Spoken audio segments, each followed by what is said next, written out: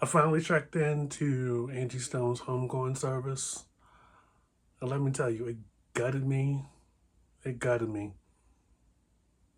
I'm going to talk about it. All right, you white motherfuckers, all eyes on me.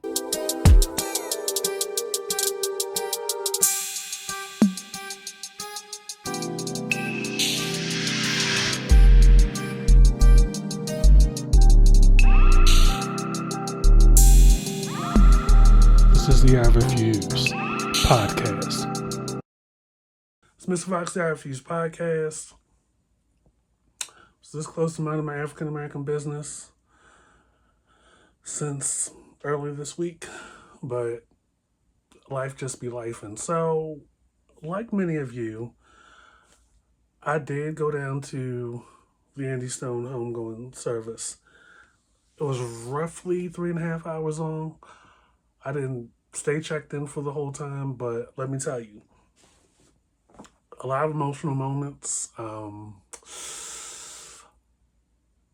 Two things I was very, very, very happy to see. One was the other two members of Sequence, of which Angie Stone was a member of, back in the late 70s, right? You had Cheryl the Pearl, and you had the other lady you don't really hear a whole lot about. Two women that have been friends with Angie Stone for close to 50 years plus. You know, when you go to a homegoing service and a funeral service, the most beautiful thing about it is that you have people from the early years speaking about the person that's going home, who they were, what made them special. And another thing that was very important about this was that a lot of people didn't know this, that before Angie Stone was a singer and a musician, she was 1/3 of the first female hip hop group. This is before the Rock Clan Wars, before Salt and Pepper, before MC Lyte, Queen Latifah. But as time has gone on, and I've said this on the podcast before, for some reason they're not part of the conversation. You know, as far as high honors and appreciation and conversation around legacy, it starts with Salt and Pepper. Commercially, I get it, but you know, there are a lot of people that are younger than myself who aren't familiar with the Sugar Hill era and how important it was that that occurred. So to have those two women there at this homegoing service was very, very, very important for those of us that are music heads like myself. You know, the three of them came up in South Carolina, and you know, it's a story that they've shared either as a group or Angie has spoken about tirelessly in the later years of her life. But it people, for whatever reason, put that in the background. And to hear the story again in 2025, I think it's worth more ears listening and catching on when it comes to lifetime achievement, when it comes to being the first female hip hop group that not only rap and sung their own records, but they also wrote and produced them as well. And unfortunately, like so many other accents, they were cheated. You know, it's the story you've heard, you know, vis-a-vis TLC, where the manager also owns a label or a production company or a management company, and they have their hand in every pot. And by the time you get to the second album, the group are the broke ones.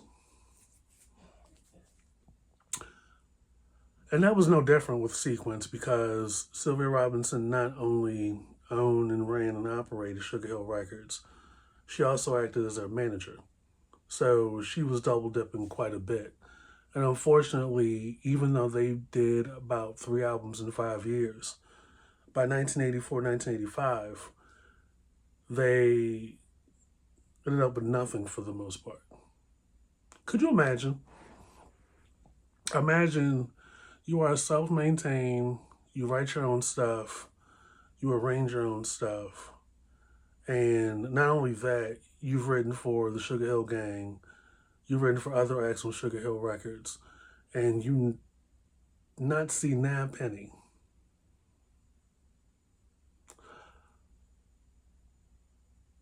That's crazy to me. So, watching the homegoing service, you know, there was a theme occurring. Once Cheryl the Pearl was talking and she was deeply affected, and the other lady from Sequence was talking and she was deeply affected as well. By the time it got to her kids and then it got to Tyler Perry, it hit me. It was like,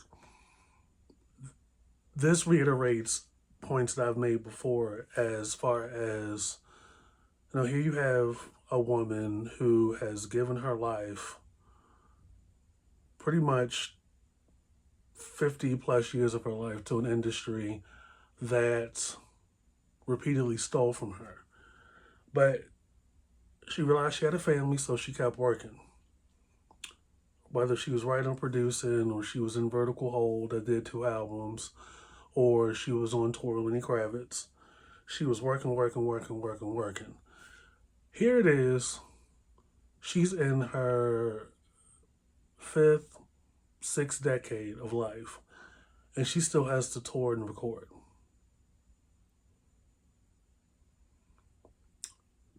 Now, mind you, the last 10 or 15 or so years of her life,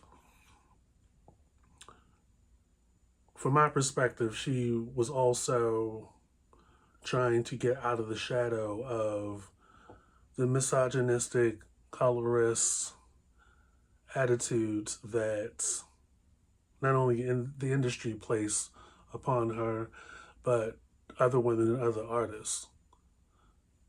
Those of us that have been outside for a while are familiar with I wouldn't say D'Angelo curse, but because, he ultimately became his undoing. Being a frustrated, legit artist, you're on tour, and women really just pay the tickets for you to get naked on stage. Like, really treating it like it's Magic City. But for Angie Stone's case, imagine you've made a name for yourself being the one to motivate and influence and impact people, and people trust your ear to decide for them who should go where, and they in turn give you an opportunity to work with this artist who is falling behind on deadlines. You are a woman of a particular age. He is a young adult. They eventually fall in love, have a kid, and all along, she's getting it from different angles. Just the hate or the disbelief or this attitude that she is less deserving because she's chocolate, she is not svelte, and she's in a serious relationship with this man. But she's also no fool, right? Between Brown Sugar, the album, and Voodoo, and those years, y'all gave that lady hell. And then on top of that, she herself becomes a household name, but still, because of the industry, they mess with her. You know what I mean? Like, you're a dark-skinned, full-figured woman who's talented. The curse of the industry, you have younger artists who might bring slight little bit more to the table, who skyrocket in less than 2 years. And whoever sells them more records on a particular label gets the spotlight. And in her case, her budget was getting cut. She was told to change the name of her second album because Alicia Keys wanted to use Diary or whatever. So it was almost like Phyllis Hyman all over again with Angie Stone. Those of you that have been outside for a while know exactly what I'm talking about. But by that time, she is pushing 40 and she has a teenage daughter and a young son who is like grade school age, still having to work. Still having to work. Um, I would assume that neither one of the men that are the father of each respective child is helping. Um, and D'Angelo, like so many other soul artists tend to do, I'm theorizing, um, we're probably coaxed into doing the Prince thing. Like, you could help with the arrangement and the producing and the rearrangement of lyrics, but their pride intertwined with their legitimacy or credibility as an artist won't allow them to share the credit.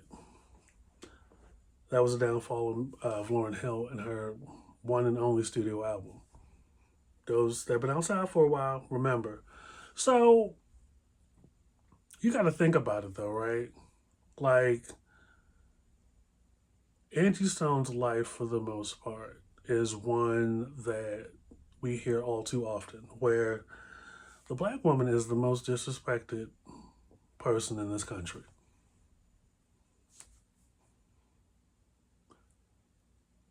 No person should still be working as much as she had well into her 50s and into her early 60s.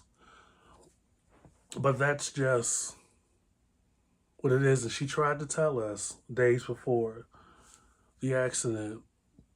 I mean, she did the videos and she released them and stuff and exposed UMG for stealing her royalties, her publishing, and her mechanicals, so she said.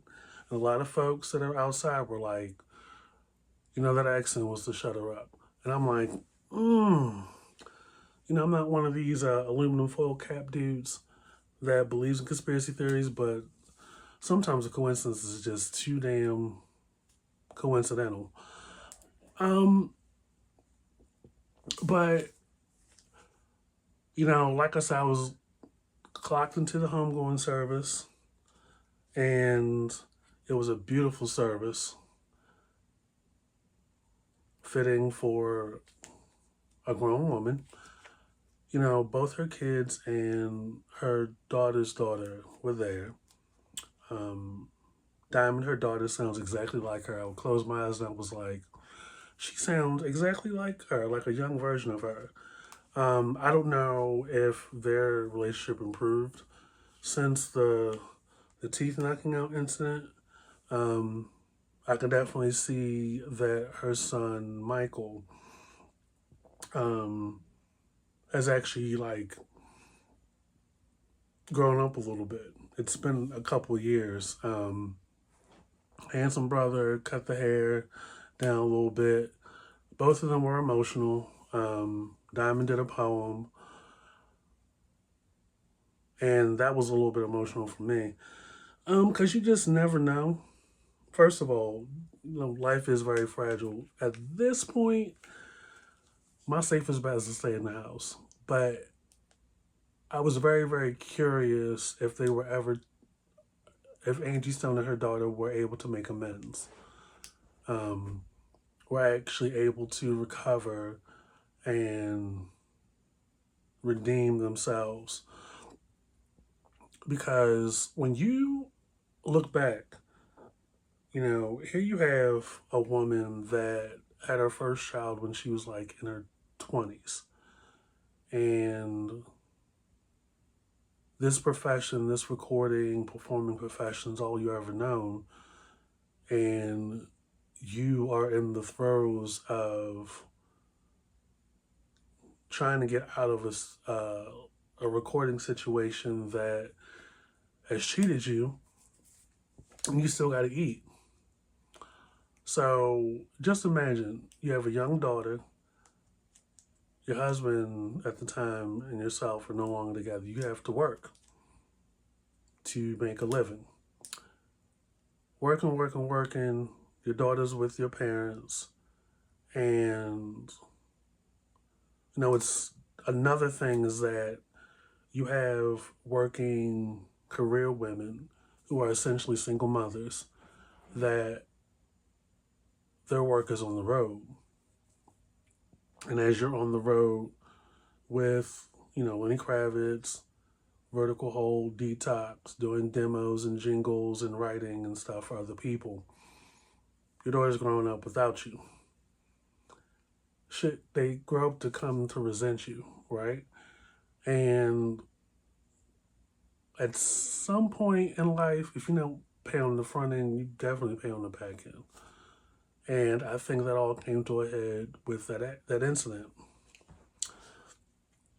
And I was just like, you've seen this before, that the sacrifices that Black women make, single mothers make, even mothers in a two-parent household make. And sometimes the kids don't get it. And they don't appreciate it, even when y'all are under the same roof as adults. And you have two kids, or you have a child, and you bring them into this house. And who knows all the particulars, but I hope that they were able to make amends before what happened. That's what was swimming in my mind when I was watching that. Watching Diamond talk, watching the granddaughter talk, Angie's granddaughter talk, watch Michael talk. And then at some point, there were, throughout the homegoing service, there were a lot of singers. Tamla Mann was there, Keke Wyatt was there. I think Leandria is her name, was there. Not entirely sure, but a lot of y'all are a trip when it comes to Keke Wyatt. She can still sing anybody under the table, but I found it surprising that she came. And I'm basing this off of when R&B Divas was out and they got into it on the show, I thought that was the end of that. So for her to be there was pretty big. Of course, she sang, she said her piece. Clearly, they made up. And it was clear that the back and forth of the tension on the show was more or less Angie Stone being propped by producers and production behind the scenes to pick at Keke so they can have a moment on TV. What a time that was. But Keke Wyatt got up there. She looked good. Sang His Eyes on the Sparrow. Sang the song, was so moved that she came back and started prophesizing and preaching and singing and stuff. A lot of y'all say that she can be headache inducing with all that singing and stuff, but it's clearly y'all have not been to church. I mean, y'all out here talking about y'all want real vocalists, but when you get one, you talking about Advil. Not everybody sings like Sabrina Carpenter. People actually can sing. Anyway, that was the moment I was gutted.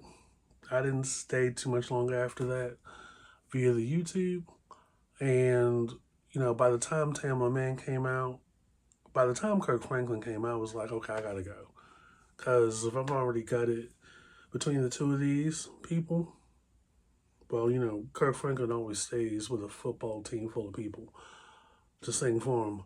But between all that and Tyler Perry putting the recording industry on notice, I had to go. And a lot of y'all were in the comment section talking about how come he didn't have all this energy from Monique. Monique didn't die. She exposed people, but she was very tactless in how she did it. I mean, you can be right and still be tactless. Um, and, looking back, was it all that bad? Because if you actually think about it, in the years since Monique talked about what she talked about, went on that whole tour, prices on Netflix have gone up, yet the quality has not matched that in years. And on top of that, Amy Schumer puts out a movie called Almost Pregnant or Kind of Pregnant or something. And I thought to myself, this is what 20, 30 million gets us? But, we know why there's a gap and divide when there's a change in complexion, but that's a whole sidebar for a whole nother episode. Um, it's two different situations. Here you have Angie Stone, who's worked all her life, spent just about 90% of her life in the recording industry, and still has to work well into her 60s and died while doing it.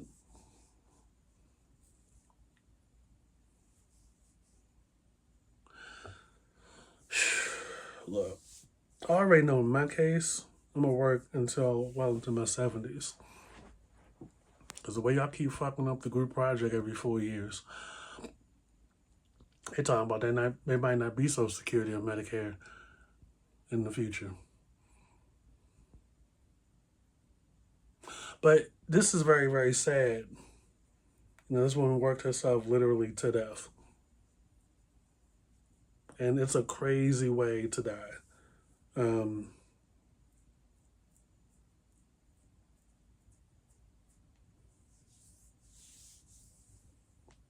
the way that she died.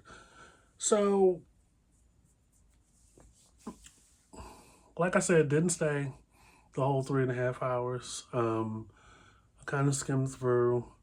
Musiq Soulchild was clearly affected. A couple other takeaways is just we go out here and we a lot of y'all have been driving the streams up on her music, but y'all do this every time a person passes away, but never really appreciated them when they were here. Now, I myself, I have a physical copy of Vertical's first album. Didn't know they put out a second one, but it was cute. It's very, very cute. And that was a very, very nice homegoing service. Very, very nice homegoing service for Angie Stone.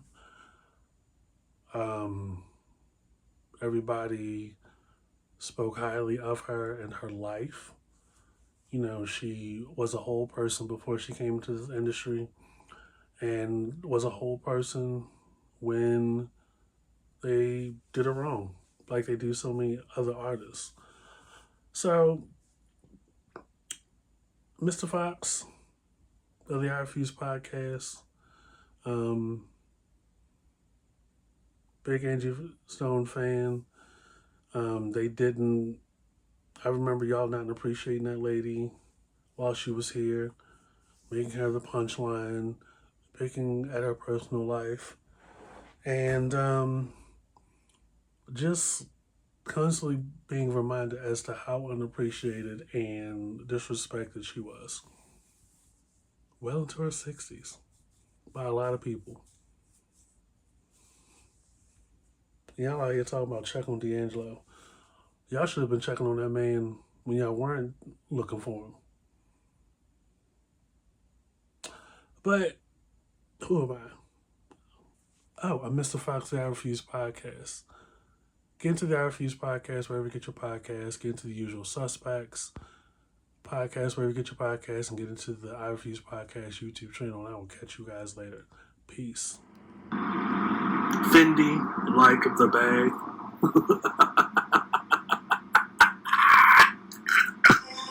This is the